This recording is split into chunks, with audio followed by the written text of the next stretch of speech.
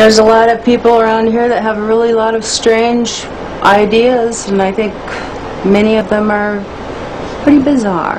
Michelle Angbritson keeps the HAARP computers from freezing up in between visits from the military scientists. Do you know, I mean, do you understand what they're doing here when the scientists come in? You mean when the scientists come in and shoot the beams up? Yeah, they're shooting the beams up, and I think that heats a little small space in the ionosphere, and then you've got guys that are sitting on computers, and you've got people putting up weather poles that measure weather and everything like that. I mean, there's something spooky going on here.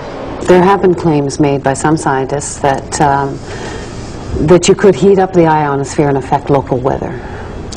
If you were to do Eastland patents, I have no doubt that's the case. Claims are being made that it could disrupt global communications. Global? Yes, No. that it could shut down another country's communication system and enhance your own. Not HAARP. Not HAARP in As it is Alaska. now. No. But you couldn't disable any systems? Those that use, if the systems used a path which was accessible to the HAARP beam, yes. Starting to sound like Eastland's invention to you? Well, remember, John Heckscher says HAARP has nowhere near the power levels Eastland talked about. It seems like this entire thing has been a matter of disinformation. Eric Nashlin understands the military. He spent 15 years in the service as a radio engineer. He knows deception. It came to our attention that there was a document, a technical memorandum, I think it was 195 or something like that. And reading right in the front of it, they said that, bottom line, although this is here, it does not constitute publication. It doesn't exist. It basically doesn't exist. So it was kind of like, wow, here's the document that doesn't exist. We're talking several hundred pages of document that, you know, doesn't exist on a project that is completely unclassified and open to the public. We got it through friendly folks in the right spots, but it really lays out, these are notes from a conference that really break down where they were going to use this technology and how this technology was going to be applied. Remember the 100 billion watts debate?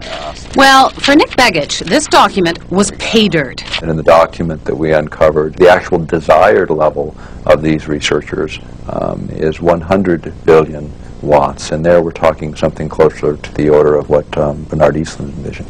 You must be familiar with Technical Memorandum 195, which talks about a desired level of 100 billion watts. Which memorandum? Technical Memorandum 195. I'm not familiar with that number. Well, it's about 600 pages, and it's. I mean, you may not acknowledge it because it hasn't been published, but it exists. I've seen it. I don't know what Technical Memorandum 195 is, because I haven't seen it. This is a published document. It's non-released. And it's the word games that John Heckscher plays and the word games the United States military plays, and it's the word games they continue to play, and those are the things that need to end. Zap incoming missiles, disrupt global communications, and engineer the weather. And ready? There's one more. Some people believe the technology being tested here could be used for sinister projects involving humans. Radio waves messing around with people's brain waves. And guess what? The military denies this one, too.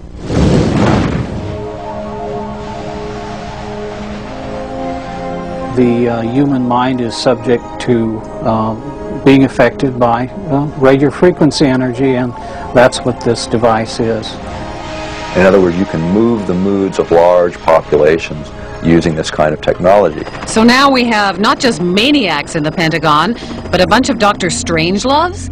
Pretty weird stuff. But scientists have been experimenting with radio frequencies on animals' brains for decades. And the military has followed it all very closely, especially once it found out the Russians were onto it.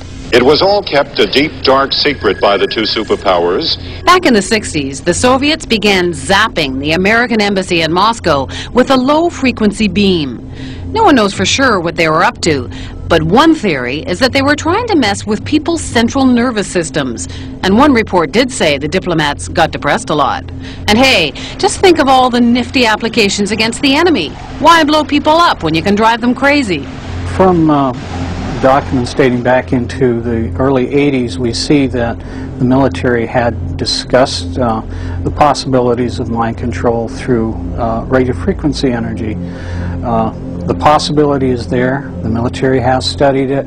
A 1982 Air Force report called radio frequency energy a major new research initiative and said that RF can, quote, disrupt normal purposeful behavior. A 1987 military report called for more research on RF energy as a non-lethal weapon, while pointing out that most of the existing technology is classified. And sure enough, in 1993, there was a big conference at Johns Hopkins University. Here, the entire conference was classified, but the agenda wasn't, and weapons using extremely low radio frequencies, or ELFs, were listed as a very attractive option. Is it just a coincidence that there's been all of this talk and that HAARP will be experimenting with this? Is that all just coincidence? I believe the ability of ELF to affect the mind is a side issue for us. It may be real.